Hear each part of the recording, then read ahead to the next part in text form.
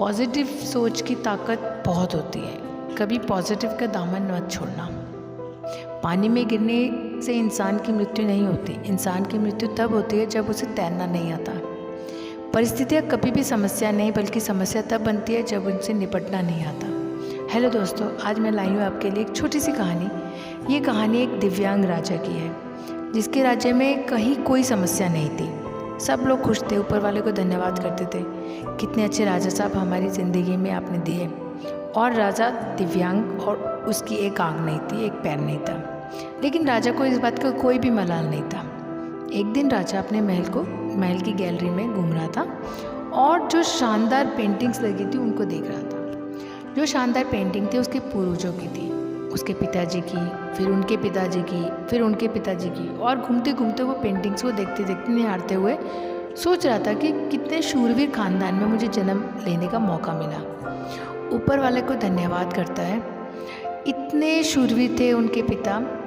वह देखता चला जा रहा था और जब आखिरी पेंटिंग को देखा उसके बाद वह खाली जगह को देखा तो चिंता में पड़ गया कि उसे मालूम था कि अब यहाँ पर जो पेंटिंग लगेगी उसकी लगेगी। इस बात की चिंता नहीं थी कि वो मरने वाला है। मरना तो सबको है। चिंता इस बात की थी कि जब वो वहाँ मेरी पेंटिंग लगेगी और वो कैसी लगेगी। राजा सोचने लगा क्योंकि मेरी एक आँख नहीं है, एक पैर नहीं है, इस गलियारे में इतनी शानदार पेंटिंग लगी है, मेरी वाली सबसे ख़राब लगेगी, सबसे भद्दी लगेगी। उसे अंदर ही अंदर चिंता होने लगी। तो राजा ने सोचा मेरे मरने के बाद न जाने कैसी पेंटिंग बने। एक काम करता हूँ, मैं जिंदा हूँ, इसी बीच में शानदार सी पेंटिंग बनवाता हूँ ताकि कम से कम ये तो सुकून रहे कि मेरी अच्छी पेंटिंग ही लगेगी।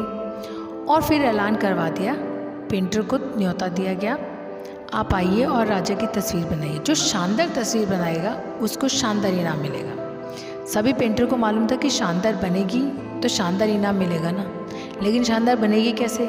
राजा की एक आँख है और एक पैर नहीं है, ऐसे राजा की तस्वीर कैसे बनेगी?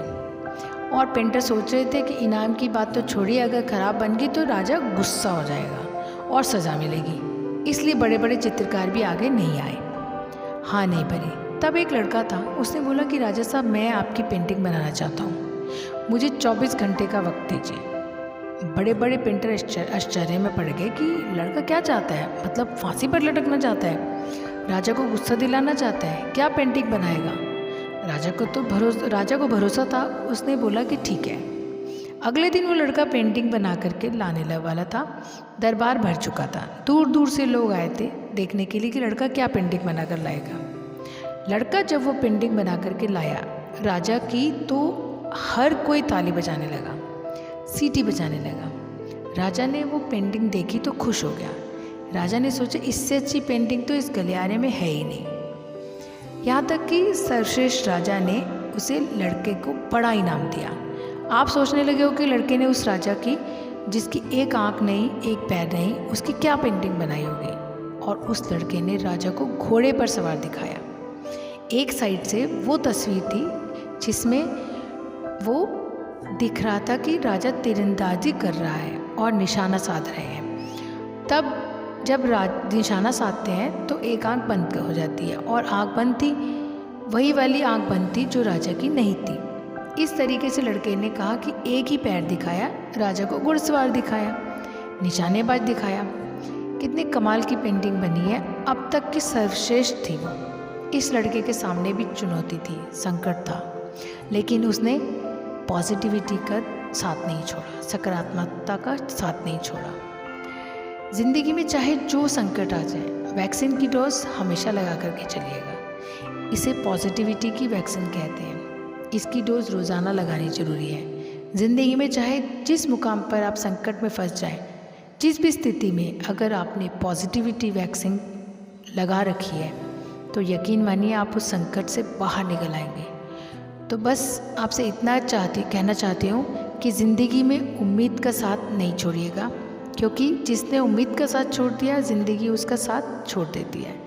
हर पल पॉजिटिव रहिए, हर पल सकारात्मक रहिए, खुश रहिए, प्रसन्न रहिए। उम्मीद है कि ये कहानी आपको अच्छी लगी होगी। अच्छी लगी हो तो कमेंट बॉक्स में ज़रूर लिखना और वीडियो को अंत तक देखने के लिए दिल से धन्यवाद। और हमेशा कहती हूँ अपने पेरेंट्स को हमेशा प्यार, रिस्पेक्ट और समय ज़रूर दीजिए। जय श्री राम।